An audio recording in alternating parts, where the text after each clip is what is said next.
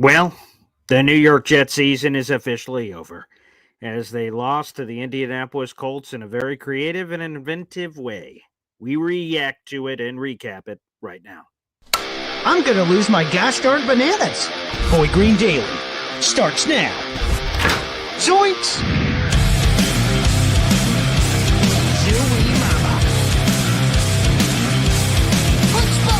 I made it clear that my intention was to play, and my intention was to play for the New York Jets.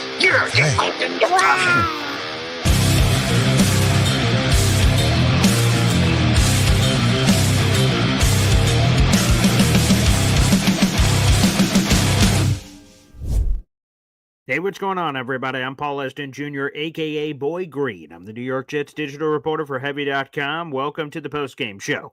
The New York Jets found a new and creative way to lose, this time to the Indianapolis Colts, 28-27, and the Jets now drop to 3-8 on the season, 2-3 at home, and it's over, folks. If the Jets won out, they would have 9 wins. And with all the playoff tie-breaking losses they've already had to teams like Denver and Indianapolis, it's over. Their only chance was to win out and get 10 wins, and now that's officially dead. The real watch is time for the New York Jets and Tankathon.com. Unfortunately, that's the reality. That's where we're turning for the New York Jets. They still got more season to play, technically speaking, but it's all freaking over. The Jets, if the season ended today, would hold the number 7 overall pick in the 2025 NFL Draft. And they're only one win above the team that has the number 1 overall pick. The teams, here they are. Let's throw this up on the screen. Why not? As we're already on Tankathon. And I can't believe that we're already here before Thanksgiving. It stinks. Absolutely is god-awful, but it's the god-honest truth. There you go. Here's Tankathon, the top 10.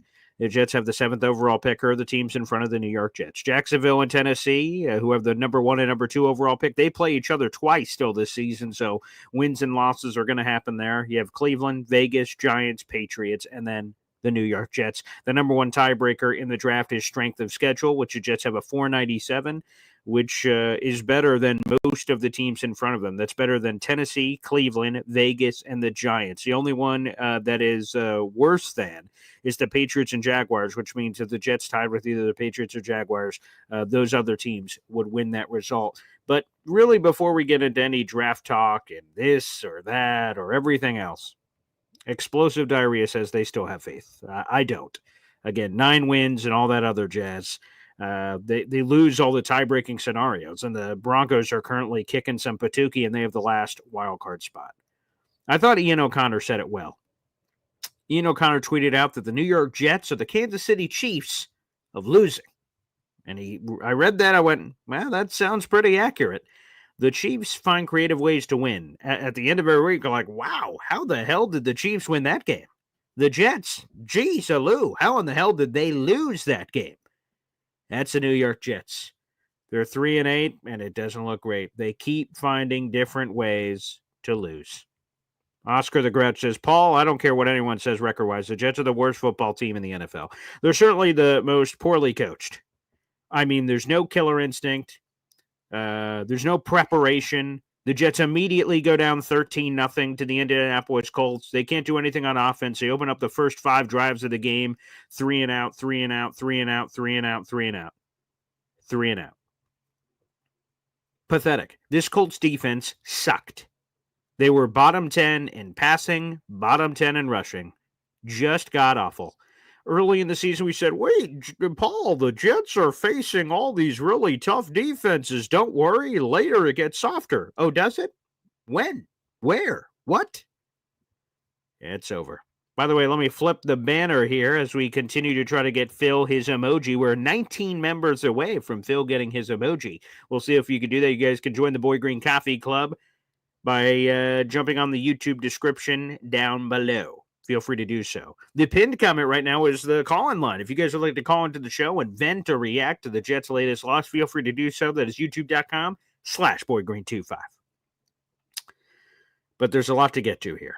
First off, Michael Clemens allowing another rushing touchdown, and I was a big Michael Clemens fan coming out of the draft, but he stinks. Michael Clemens, he should just be gone. Absolutely. Terrible. And how does Garrett Wilson finish the game with 4 catches, 18 yards, man? How do you not target Garrett Wilson even more? Disgusting. Absolutely. How do you not get Garrett Wilson involved? There's just no explanation. There's no explanation for that. And Aaron Rodgers was god-awful in the first half. God-awful. Absolutely god-awful in the first half. And he finishes respectable. Now, these aren't great numbers, but respectable, right? He ends up with a 114 quarterback rating, the 2 touchdowns, no picks, high completion percentage. But let's be honest. Aaron Rodgers stunk. He sucked. He was terrible. Terrible. But the numbers will say, oh, well, he wasn't terrible. Earlier this morning on the Game Day show, I said, you know what? I wouldn't mind Aaron Rodgers coming back. Come on. He's the best possible option in 2025. And to be honest, he probably still is. Unless you're Sam Darnold, Justin Fields, or some other, maybe, you get one of those options, they're better. Or the draft or something. But Aaron Rodgers friggin' stunk today. Was terrible. Couldn't hit the broadside of a barn. Now, again, the final numbers will tell you differently, but I think Allen might be right. It might be time to cut the cord. It's just over. And the defense stunk. Ugh, terrible. Hey, here's some good news. Our number 1 Austrian Jet fan, baby, with a 10-pack of memberships. Okay? Appreciate the draft chimes, and boys, just one. Thank you very much. I appreciate that. But as I said, we'll be hearing those draft chimes over the coming weeks because it's all draft time moving forward. So 10 memberships for Austrian Jets fan. Thank you. One more time.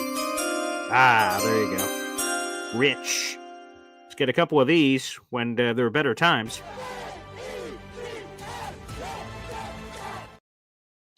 Week 3, Jets Patriots, the pregame, us all meeting in the parking lot and saying, hey, this season could be something, right? Wrong. By the way, number 1 Austria Jet fans, let's give a shout out to the 10 new members to the channel. Aaron Daniels, Sean Johnson, Yenzo DeRizzler, Boring Sober Guy, Jerry Spence, Whitney Gilmore, Cuca Lake Jet fan, T-Town Jet, Connor Long, welcome back, my friend. Good to see NY Flight Jets talk back. La Greatness, all are members to the Boy Green Coffee Club, and there's the Discord link in there where you guys can join the party. Feel free, baby, and let's adjust the banner. We are just 9 members away from Phil getting his emoji. It sounds like that could be happening on today's postgame show. But a few more things, and we'll get to your calls. I see several people are patiently waiting to hop on the show, and I'm ready to talk and vent this thing out. Golly. But again, it just goes to what I was saying for that week 3, that one moment. I'm glad I got to go to the one good game on the Jets schedule. Outside of the Texans, must have been fun for that second half. But that Patriots game was a lot of fun. I'm glad I got to go to it. But the rest of the season, I just can't believe that if you would have told me before the year, hey, Paul, not only are the Jets not going to make the playoffs, but they might get the number 1 pick, I'd be like, what are you talking? Number 1 pick? What the hell are you talking? No. What do you mean? I would have laughed. I would have laughed in your face. But here we are. Possibility for the number 1 pick. Good Lord. What did I do to deserve this? I mean, honestly. My son, he's just in the other room. He watched his first Jets game today. And that's what he had to watch. That poor bastard, for God's sakes. That is what he was forced to watch. And I have still, despite some people saying, Paul, maybe you should switch the team, allow him to go somewhere else. Hell no. He is doomed the same way I am. We are in this together, baby, through hell or high water. And eventually it's going to flip. But it might be a little longer than eventually. Might take some time, unfortunately. That's reality with the Jets. It's time to reset. Might be time to say goodbye to Aaron. Might be time to blow this whole thing up. Not might be time. Like there's a new head coach, there's a new general manager. That's happening. But it might be time for old Aaron to go on to greener pastures. Maybe he wants to, keep his career going. Might be happening with another team. All right, let's go to the phone lines as we continue to vet this conversation out We got Nick joining us here on the show. What's up, Nick? What's going on, Boy Green? What's going on? Yeah. Exactly. It's one of those things that the sad part is I just kind of start to view it like the Jets the last couple of years is it's like a bad movie. You just watch it. It's 3 hours of my life, whether it's a Marvel movie, whatever. It could be great. It could be bad, but that's Sure. more often than not, it's bad. And that's kind of what we've seen. And I just worry that moving forward, it's like the big dilemma that we're in is Sure. that Rodgers is not going to sit. There's times today that I said to myself, and I never thought in a sober mind, I could never think I would say this, to sit Rodgers for Tyrod because Tyrod moves. And there was times with just scrambling a little bit, the play would have extended. Maybe they moved the ball a little bit down. It's just, and the Rodgers problem is such a big one because of the fact that he's never going to sit. And a guy like a Jordan Travis who could have an opportunity at 3-4 games this year and maybe be something for us, we're never going to see. And that's really what I struggle with this team is that I still get the feeling, even as bad as they are this year, that they're running it back. And we're not going to see what any of these young guys have. And even some of the plays that I've seen today, like Fashanu gave up a sack, one of the sacks, and I felt like Breece Hall was wide open in the flats. And Rodgers was just trying to do his usual Rodgers stuff. But you're 40 years old. You can't do that stuff anymore. Now you got to get the ball out quick, and you got to adjust your game. And he hasn't done that enough or with the team. And it's really frustrating to see his performance. I knew Richardson. I'm like, this is Richardson's redemption game. I knew. I started him in fantasy, and I almost win because of it.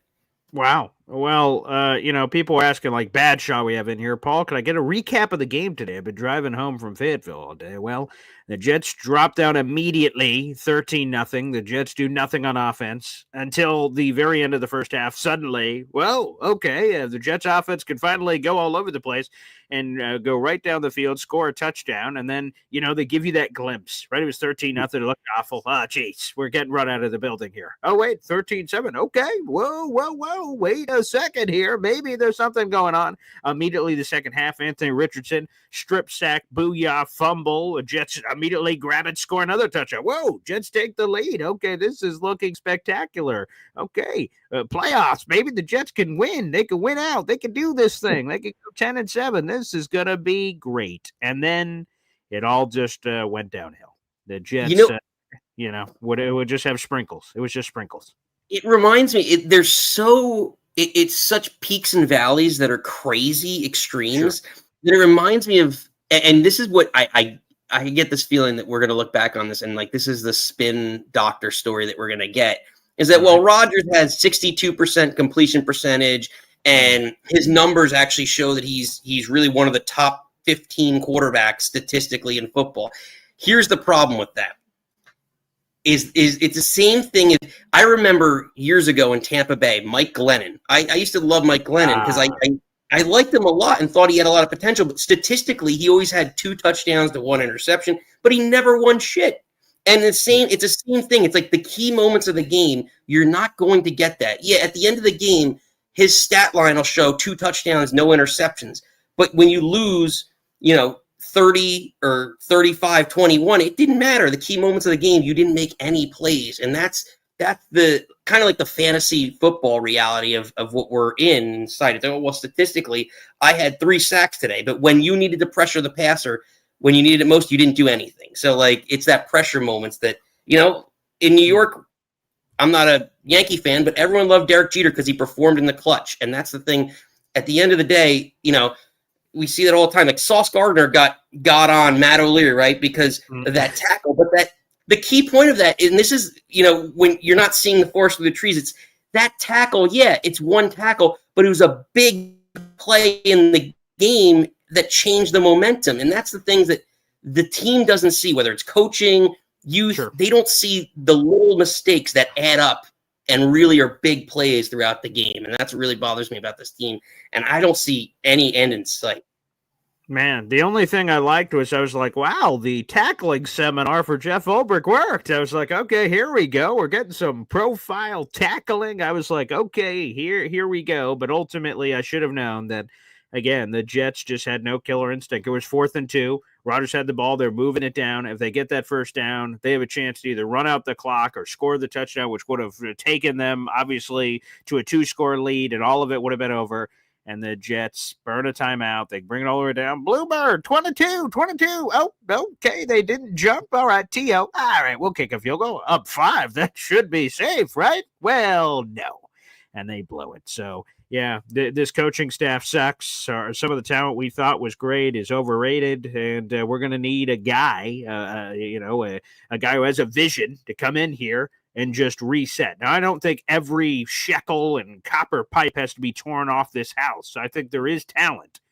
But boy, they're going to have to completely reset because we just all have this loser mentality. This team stinks. The coaching stinks. They just need to cut out the rotting. There's a rotting carcass here, and they need to cut out all the cancer, all the rotting, and they need to move aside. Like I'm seeing people chanting for Vrabel, and maybe Vrabel is the right guy. I know he's a no bullshit kind of guy. So him coming in here, I'd like to know what his offensive plan is. That's the only fear with a guy like Vrabel, to make sure that he has that cleaned up. But yeah, Vrabel might be the right guy to clean this shit up.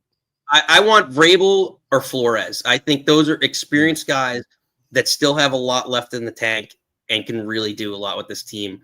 And it might be a drastic reshape because Vrabel, again, he never really had a lot of start. I mean, he had Derrick Henry, but he never really, he builds up the lines. So he never really, it's that Belichick, everyone does everything, jack of all trades mentality. But you know what?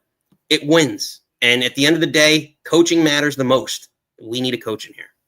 Yeah, there's no doubt about it. Nick, I appreciate the call. I'll just say I'm with JE. I'm not really on the Flores train. He had some success, and obviously he's doing some great work with the Vikings defense overall. But I'm for Vrabel. He's not number 1 on my list, but he's in my top 3. I put him, someone asked me for a power ranking earlier. I put him at number 2 just because of the offense. I need to know what his plan is there. But Vrabel would probably clean some crap up. Flores, not really.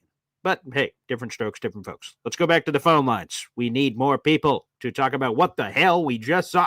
400 people in the room. We appreciate you. Like the video, hit subscribe. Nicey 101. Give us the 411. What the hell happened today? Yeah, what's up, guys? Can you hear me? Yeah, loud and clear. Got you, bro. Yeah, man. I honestly don't know what happened today. Well, I can't tell you what happened. I tried to take a little bit of notes today during the game. That didn't work. I got frustrated after the third and out. But the problem is Aaron Rodgers. I'm not even gonna lie. Like I know a lot of fans.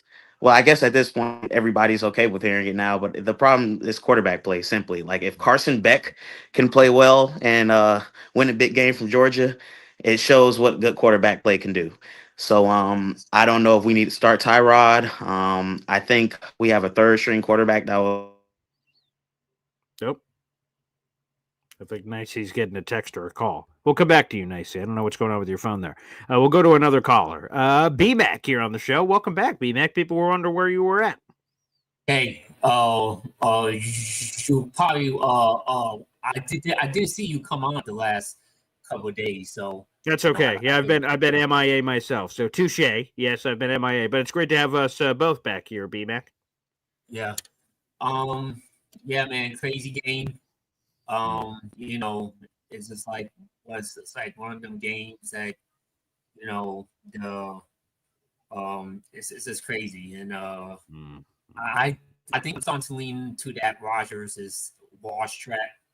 Now he's just I don't know what's going on, man. Like the beginning of the game, like first 5 and outs, his stats were I think he had 3 yards or something like that at that time. Yeah, it was disgusting. Quarter. Yeah, and then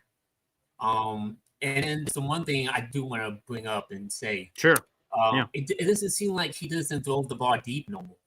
You know, yeah, what I mean? Definitely not. It doesn't, no. Like now it's like what we saw from Drew Brees later on in his career.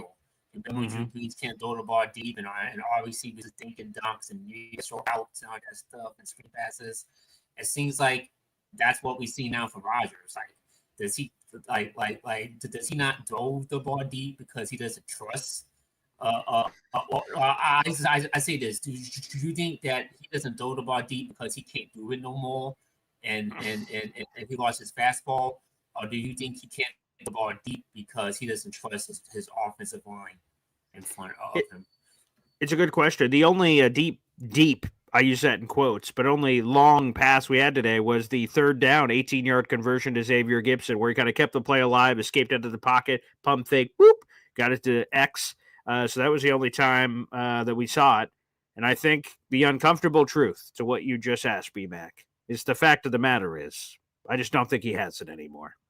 And it sucks to say that because, like I said, I even said it as most recently as this morning when we did the game day show. That I'm like, you know what? I'm fine with Rodgers coming back because he's probably your best option that you have for 2025. There's not a lot of great options at quarterback, so you might, and he's already there. You don't have to train it. Like you might as well just write it. But if he can't throw the ball deep, and the Jets would know better than us because they're the ones seeing him in practice and stuff.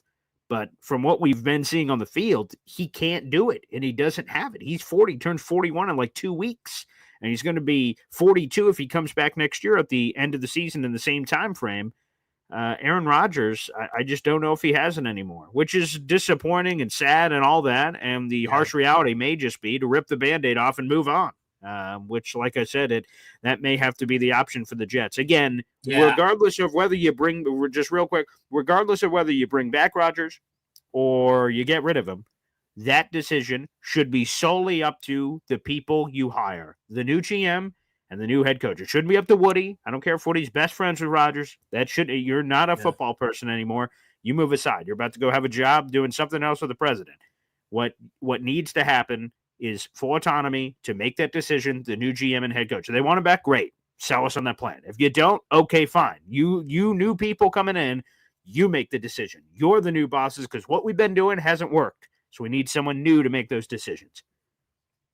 Yeah, I just think that I do think that the Jets should pull the plug. And I think for Rodgers, man, I think he just needs to retire. And not to say that he's totally like wash.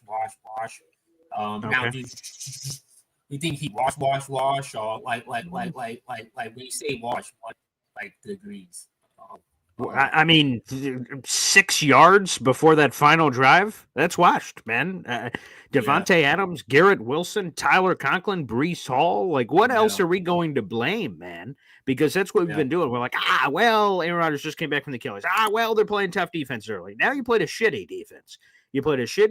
You're at home. You have all these weapons. There is no reason that. And Rodgers said he's the healthiest he's been all year, is what he said for this game coming in. What other excuse is there? He is as washed as your clothes at the washing machine. I mean, it is. We're on cycle 2. He is washed.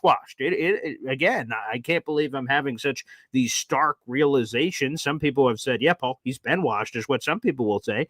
But to me, we've had 2 instances this season. The Texans game where we had like 30 yards pass in the first half, and then we had this one. These are not one-offs. This would be one thing if what transpired here today was like, wow, we haven't seen this from Rodgers all year. That's weird. Like, we've seen this from Rodgers. So I just don't think he has it anymore.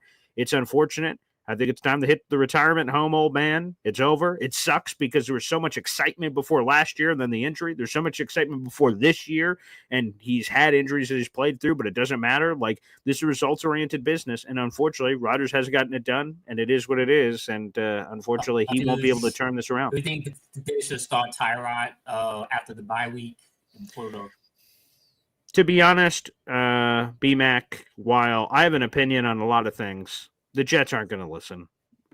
What the only way you can sell it is if Aaron Rodgers says, you know what, I'm hurt. But like he said, he was healthy. So I don't know how you can bench Aaron Rodgers now. Like, I know literally how you can do it. Hey, Aaron, you're on the bench. But I don't know if this Jets coaching staff, let's just put it bluntly, has the balls to tell Aaron Rodgers to sit on the bench.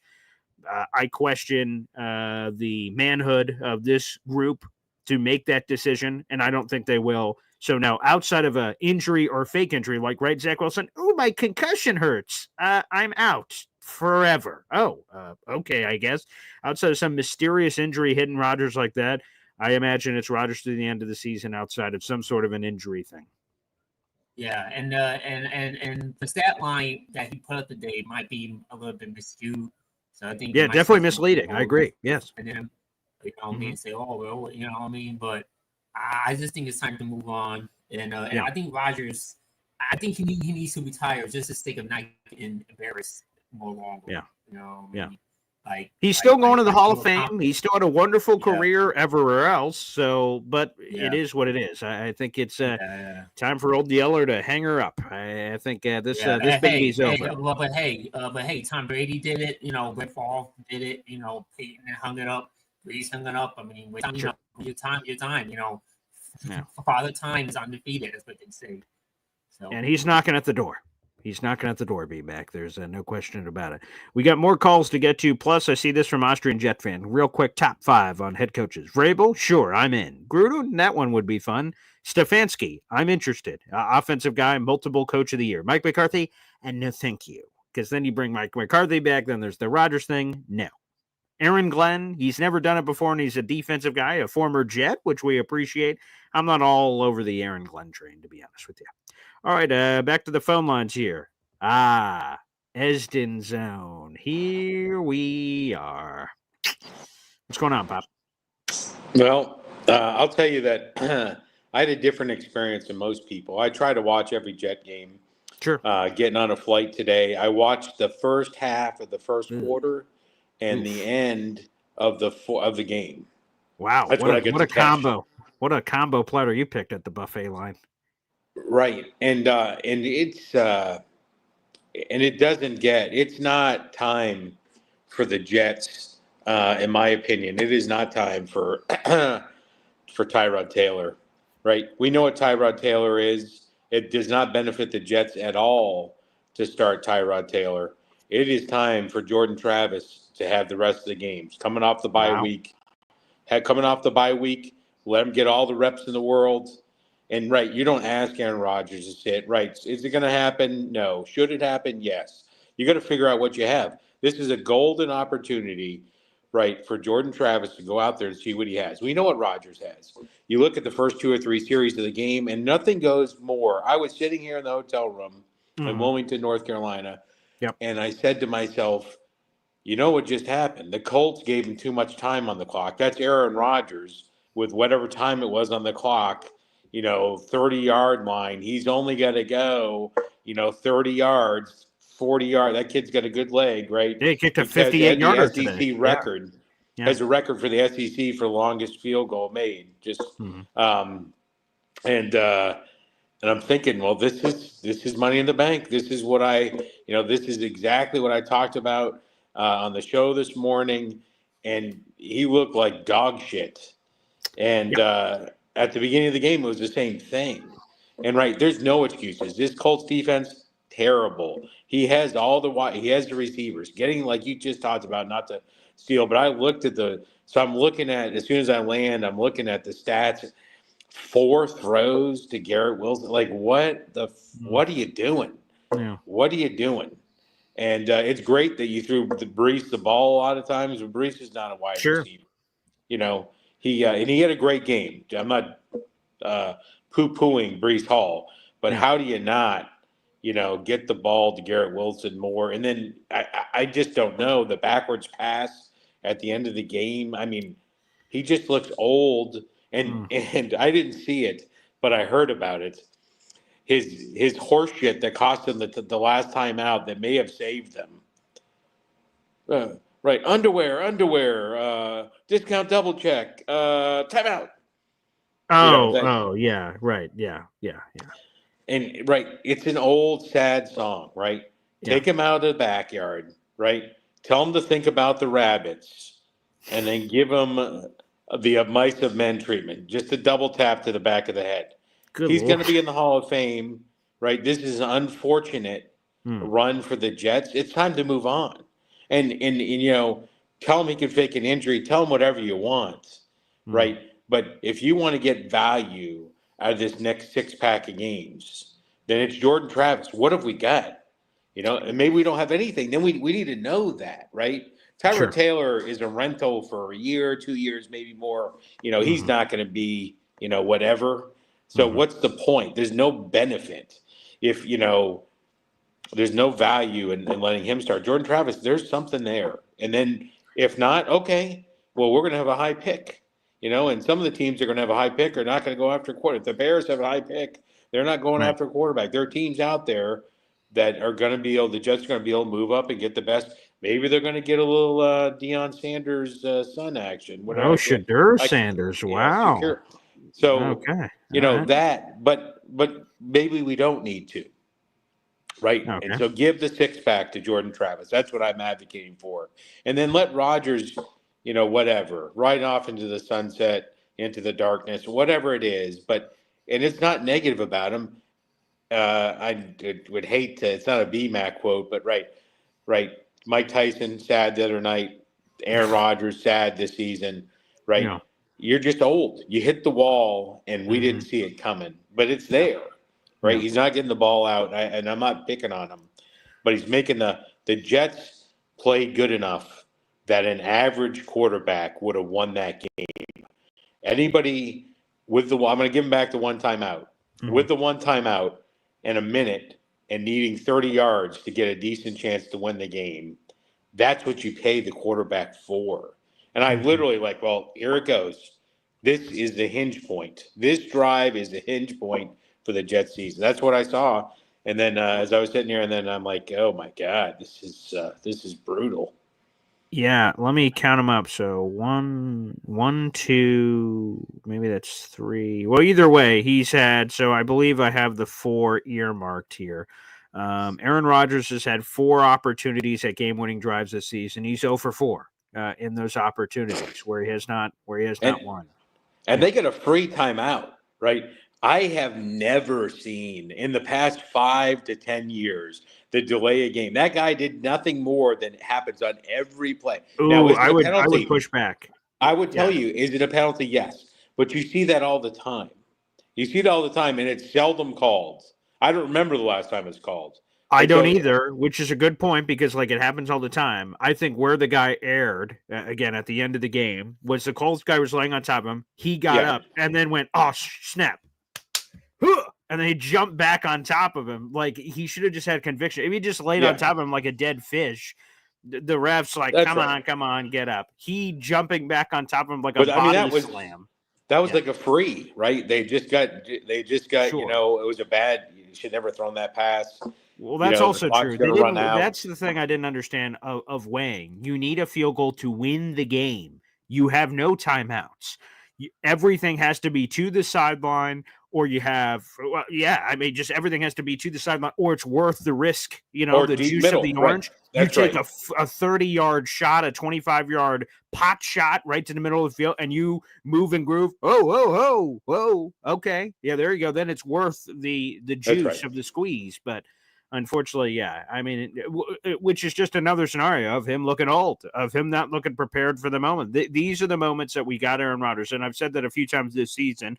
Again, he's 0 for 4 in winning drive scenarios. But the Vikings game, I'm like, okay, insert, which is, again, unfortunately, a telltale for a lot of these games. But Vikings game, the Jets started off incredibly slow, blew that. This one, they start off slow, and they have to play near perfect for the rest of the game to make up for the slow. If they would have been an average team, not scoring 40 points, just an average offense and scored a field goal or 2 in the first 30 minutes of a game, all of a sudden they would have been in a lot of these other scenarios. But I don't root for losses. That's not my modus operandi. I know that's others. But now that the result is a result, I can't change it. This loss might be best for all parties because there's no false hope anymore. It is what it is. Bill Parcells, our guy, he's coached for both of our teams. You are what your record says you are. And because of this loss and because of where it puts the Jets, and basically they're not mathematically eliminated. Again, that won't happen, I'm sure, for a long time because the AFC sucks. But they're eliminated. They can't. And it's not going to happen. So maybe this loss and the realization, to your point, of what can happen here over the next batch of time is this heavy dose of reality that this New York Jets team needs, that they're not very good, and escaping this Colts game would have just delayed the inevitable of hey, we go into the bye. Ooh, we're not moving. So the Jets would have beaten the Colts, and they would have been basically a game out of the playoffs, which is crazy to think about. And then the bye happens, and other teams lose. You would have moved up even higher. And now we have this false sense of, we can do this, and we can make a chase. And now It's been killed. You've been roundhouse kicked in the face. And all of that stuff is over. Now, the only thing I will say to your Jordan Travis thing, which we don't know, and I don't know if we're going to get an update. Hopefully someone in the media asks this question to Jeff Ulbrich tomorrow morning or early afternoon, depending on when he's set to speak. They're at home, so I'd imagine it's going to be a morning presser. Where's Jordan Travis health-wise? He's still on the NFI list. That's from his injury back at Florida State, so we haven't even seen him, practice for the most part with the team. So, to go from that to starting, I agree with you, a 6-pack bye week, it seems like the most opportune time for us to make a potential switch to see what the kid has. But with all this injury stuff, I have no idea if he's even healthy or when he'll be healthy. Yeah, and realistically, I would get him more opportunities in the bye week, see where he's at health-wise. Realistically, they're going to try and do their best in the Seattle game. And then, if it goes as things have been going, then you can get ready for Jordan Travis. They're not going to pull the ripcord this early, despite the fact, they got 6 games left. And you look at the schedule right now, I think they're 2-4 in those 6 games. And they're going to beat Jacksonville. 6, by the way. So they're got Seattle, Miami, Jacksonville, the Rams, Buffalo, Miami. So I'm thinking they beat Jacksonville and they split with Miami, and then they lose the other 4. Oof. Which would just be bad because that would put them in this purgatory of where right now they're 3 wins. That would put them at a 5-win team that'll put them borderline top 10 in the draft, which is a terrible place to be. No, right. I mean, I don't see him playing. We watched Seattle play, and they're just playing better than the Jets are right now. Right. The Giants have beaten Seattle, so any team can get got on any day. Absolutely. You can give that speech on a week-to-week basis. But when I look to your point at these games, the Rams are incredibly dangerous. They looked awesome today. You have Seattle. You have Miami, who looks like they've found their flavor. Not good for the Jets, ideally. The Jaguars might have lost Trevor Lawrence for the season, so it's Mac Jones. That's a coin flip of coin flips. It is what it is. And then you have Buffalo, who last time I checked was competing wildly with the Kansas City Chiefs, and they're crazy. They're beating them. Yeah, they're beating them 16-14 right now. Okay, there you go. So, long story short, it's terrible. It sucks that this is a reality of this season. This is the most disappointing Jet season they've ever had based on expectations and everything else. And now this is just, again, the dose of reality. Humble pie, any other, term you want to use. Yeah. So, but, hopefully the bye will be the soothing ointment that all the suffering Jets fans need. And then I guarantee you that in about 10 days, you're going to come out of your cocoon of probably scorn and talk about, guys, the disease. 9 wins is still possible. Right. Because things could happen during the bye week of this. I'm like, well, you see, maybe, probably it's a disease. I can't, and by the way, people, Hep said he thought you had a man bun for a second because of the placement of that light behind you. It did appear to be, a temporary man bun. I saw a few people say that. So, no man bun. I don't. Yeah, the likelihood of me having a man bun is 0.0. Okay. So, which is more likely? The Jets making the playoffs this year, or you developing an affinity for man buns? Probably the man buns, but oh god, neither one has a high likelihood. I see. Okay, well, here we are. We'll see. Like I said it earlier. Again, we'll see when the draft stuff gets here because there's a lot that could happen. So it's almost crazy to even talk about. The Jets have the 7th pick right now, which means blee blah blue. There's so much season left. Obviously, that's hard to even diagnose that. But my instinct right now would be a new regime coming in and the Jets taking a quarterback in the first round. Whoever that quarterback will be, we will evaluate and see what that looks like. Yeah, it's the Aaron Rodgers experiment is over, and it feels like it. And the fat lady's been singing for a few weeks, and we just haven't been listening.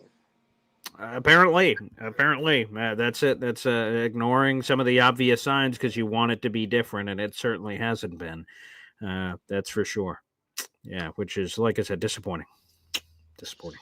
Yeah, it's bad when B-Mac, who has got mad man love for Aaron Rodgers, is says it's over. He should retire. Right? Yeah, that's That's a flag. That's a flag. You're like, oh, okay, didn't have that on the bingo card, and that's it. That's it for old BMAC. Which again, it's an uncomfortable truth. This morning, I was just saying, and I repeated it that Aaron. When you look at the list, and folks, look at the. I mean, we'll have plenty of time apparently to look at the list. The 2 free agent quarterbacks that are set to hit the market that are like starters. You don't just go and say they were a starter at one point in their career. Like they're starters right now are Russell Wilson and Sam Darnold. Based on how Russell Wilson is playing, it sounds like he and Pittsburgh are going to stick together. But you never know. Craziness happens. And then Sam Darnold.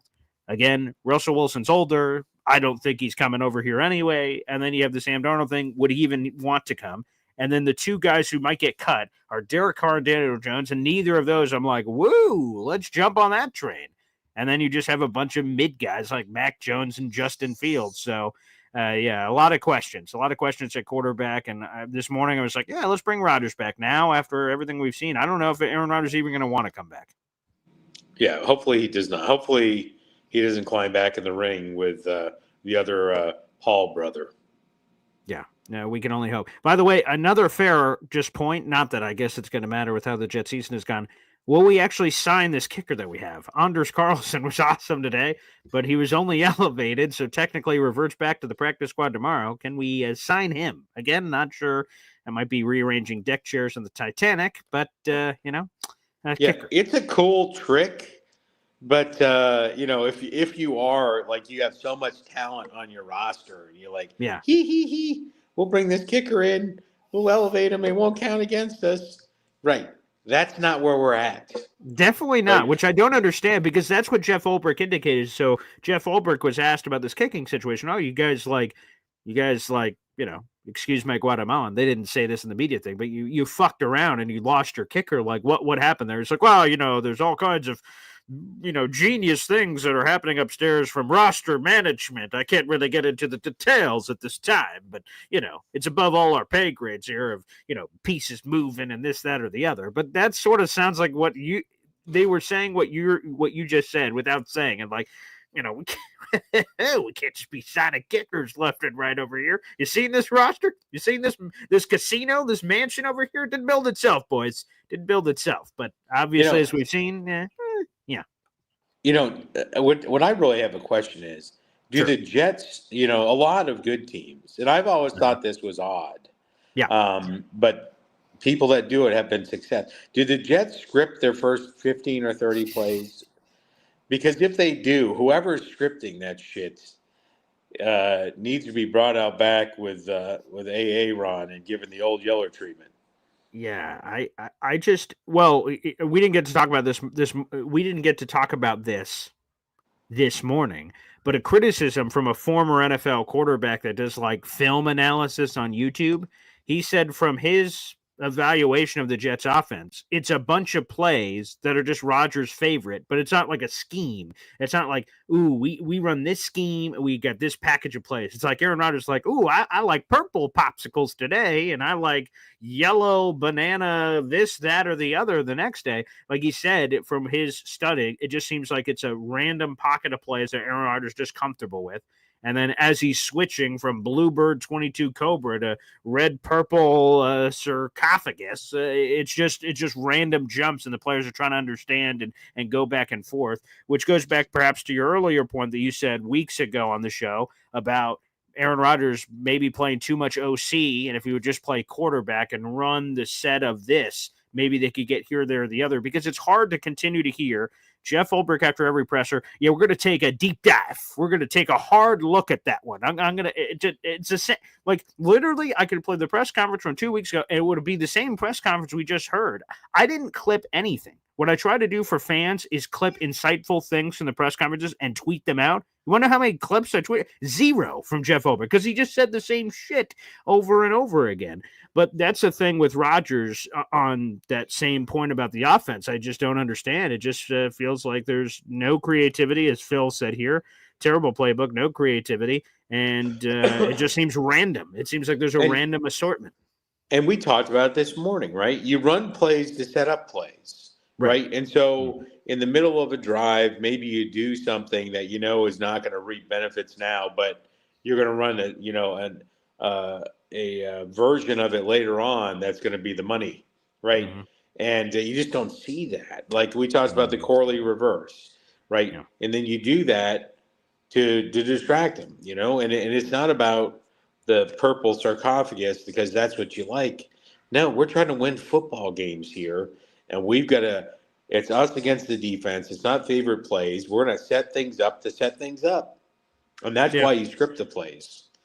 And the one jet sweep that they had, they ran it, but it was a false start. And as soon as you realize it's a false start, you should just stop moving. Don't show them what you're doing, which I was like, well, that's bizarre because you blew that play. They were going to run a reverse and pull their right guard? Huh?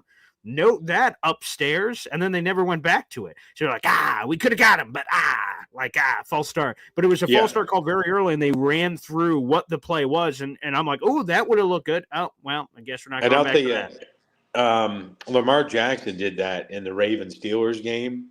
Oh, yeah? And it was going to be one of those jump passes, so to speak. I may not be calling it the right thing, but it was money in the bank, right? And like that play, but they called the false start or the timeout or whatever it was, and he kept going like everybody. And you're like, because they needed 2-point conversion, they ran. Apparently, they called up the Jets and asked if they could get a play for the 2-point conversion. The Ravens did, and no. But that play, I would have trotted it back out again. Except you just showed it, you can't do it. Yeah. Once you showed your ass. Mike Tyson. Nobody's going to tune in again for that buffering action. No, but the only relation I can make to that is this Jets team has been cheeks this year, just straight cheeks, and that's disappointing. It's a bitter pill to swallow, especially with all the hopes and aspirations people had going into the season, and for the season to be over before Thanksgiving. Well, it is what it is. That is the truth. To me, maybe I will still get back for the Seattle game and like be rooting for the win, but I just don't know if that's actually going to come to fruition there. Pop, first off, appreciate you joining us the full weekend for all the shows. Those were a lot of fun, but any final thoughts? No. I hope the Jets really spend some time during the bye week and come out looking different, whatever that looks like. Make a decision and go with it, and then come up with some, if you're going to stay with Aaron Rodgers, come up with a game plan, a real game plan, a strategy on how to get plays.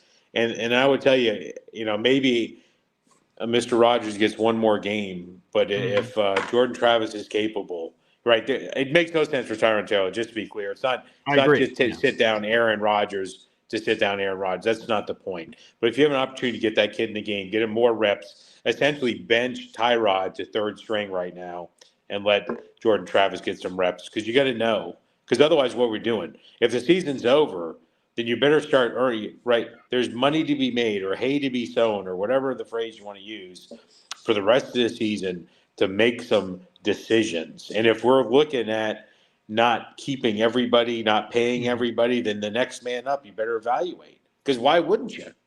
Well, that's 100%. 100%. To me, if we don't get to see Jordan Travis this year, then Jordan Travis is the little engine that never was.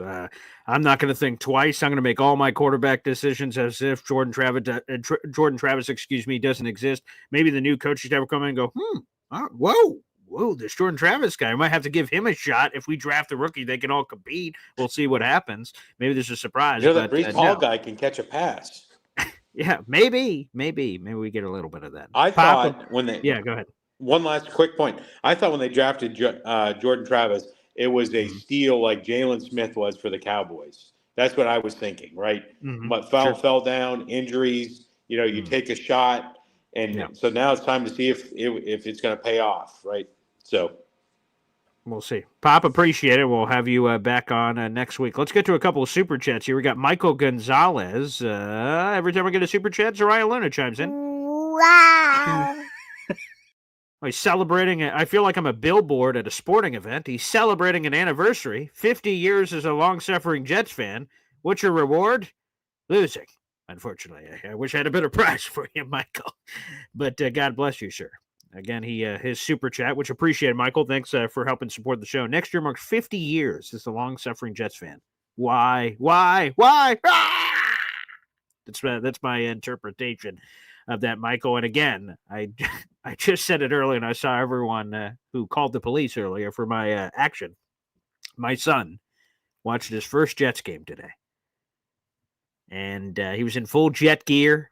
Somewhere in the first or second, I can't remember the times anymore, but I was like just kind of because we're bottle feeding him with breast milk, and he was just in big plays. I'd be like, ooh, but there weren't a lot of big plays, so there wasn't a lot of jumping around. But I was like, hey there, little buddy, we're in this together.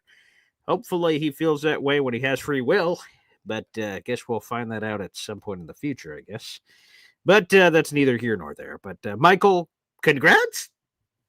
I guess. I'm not sure. But I appreciate the commitment. That's what I told my fiance. My fiance ever had questions about commitment? Look at my fandom. Look at my fandom. Speaks for itself. Let's get to one more super chat, and then we'll go back to the phone calls. We got Nicey101, another super chat. Wow.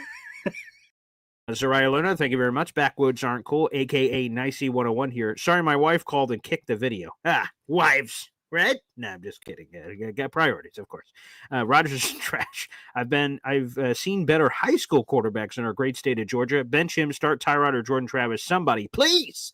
I'll tell you this. Speaking of high school, the Colts ran one of my plays from high school. A touchdown I scored on. I still remember this play. Extended 148 sweep. That's when they had the two defensive linemen come into the game for the Colts, and then Anthony Richardson hiked it and then like boot rolled out, handed the sweep, and then you have Jonathan Taylor behind two big hog mollies going in. I was like, oh, look at that. My Oswego high school football days. Extended 148 sweep. It didn't work. The Colts didn't score on that play. They didn't score on another play, but that one I was like, hey, I see you, Colts. But I do agree that I kind of agree with what my dad said, that I don't think you just bench Aaron Rodgers to bench Aaron Rodgers. Like Tyrod's 35. Like, even if Tyrod does a little bit for you, the playoff hopes are over. So what would be the gain? Would be the benefit of starting Tyrod? Jordan Travis, okay, you see what the kid has, future talk and some of this jazz. But yeah, long story short, what I think today was a realization of, for me personally, I know others have already been off this train, is I don't know if Aaron Rodgers should be the guy next year. And instead, even if door number 2, 3, 4, like I said, there's a lot of mystery with what quarterbacks are going to be available next year. Even with that mystery, maybe it's better to, this Aaron Rodgers book is called Out of the Darkness, The Mystery of Aaron Rodgers. Well, maybe the mystery of someone not named Aaron Rodgers is still better than the current present of what we know about Aaron Rodgers. That could certainly be the case. Backwoods Aren't Cool, a.k.a. Nicey101. Good to know that's you. Thank you for the super chat. Appreciate it. All right, let's go back to the phone lines. We got our boy, Hep, here on the show. What's up, Hep? Hey, Paul. I think your dad is right. I think the only thing left of value to the season is the highest draft pick we can get, and also player evaluation. Let's put in the young bucks, see what they got, the other people. And if we lose, that's probably a good thing. Then we'll move up higher, and that'll be an attractive situation for a coach coming in, right? A high draft definitely. pick. So, I mean, we really play to win a championship, right? Not to win these scrub games at the end. I mean, and if you really will think about it, if we can't win anyway, what's it going to really to play all these guys that are not going to be here next year anyway? What's the point of that? 100%. 100%. Go ahead. Yeah, no, I'm just saying, let's just play those guys, and we'll see what we have, and if we lose, well, that's kind of good in a way for us. Yeah.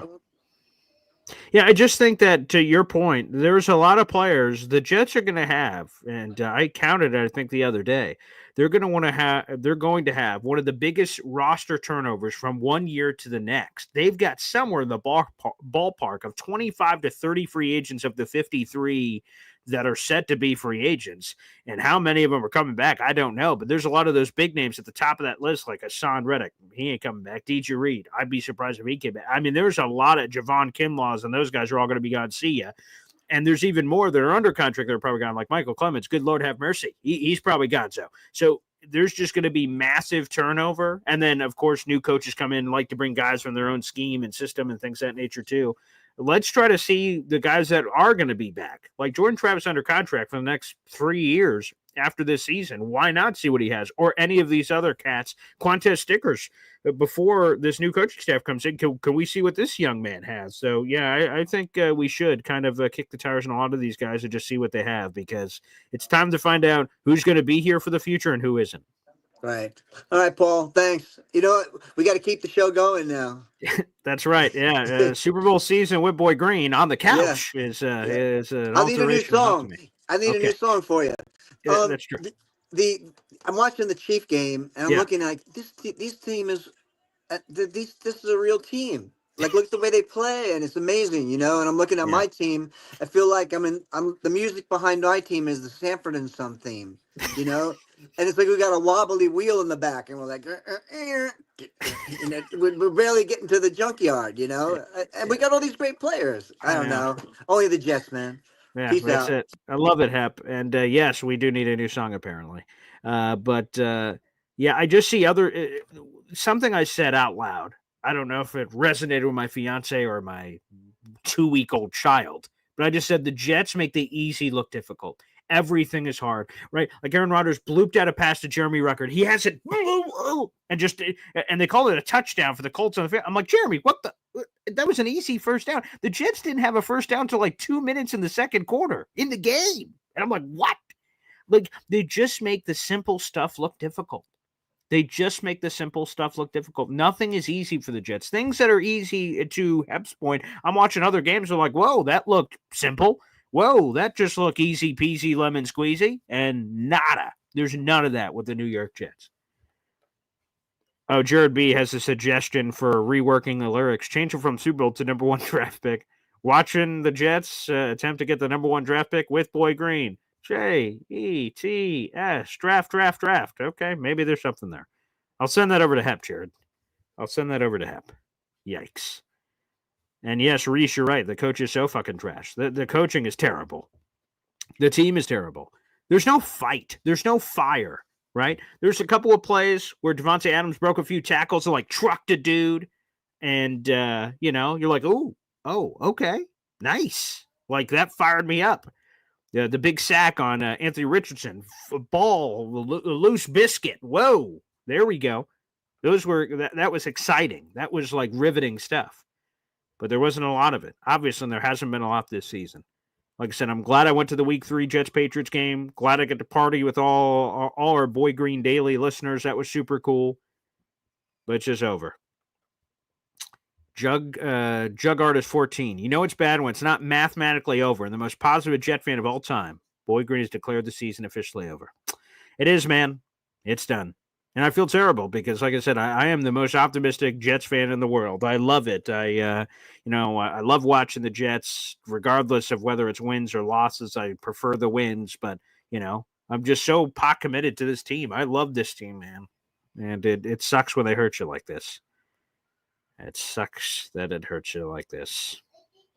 Absolutely. Well, folks, we have 600 people in the room. Appreciate you guys. Like the video, hit subscribe. Just in closure, the Jets lose 28-27. They dropped to 3-8. No team that has ever started 3-8 has ever made the playoffs in NFL history. The most wins, if the Jets won out, would have 9 wins. And again, if you look at everything here, with all the teams in front, it is like impossible. According to the NFL, apparently they have a 4% chance. Somehow that's possible. But it just doesn't feel possible. This Jets team just isn't into it, man. I question their fire. I question their energy. I question their commitment. I question their juice. And, at least the Jets won't lose next week. It's the bye week. So it's over. Ricky Pickles, I'm not talking playoffs. The playoffs are over. So the playoffs stop it. No, the playoffs are over. I'm not saying the playoffs. Big Islander fan says 4%, eh? Apparently that's what the NFL says, based on the current analytics. But no, they're not making the playoffs.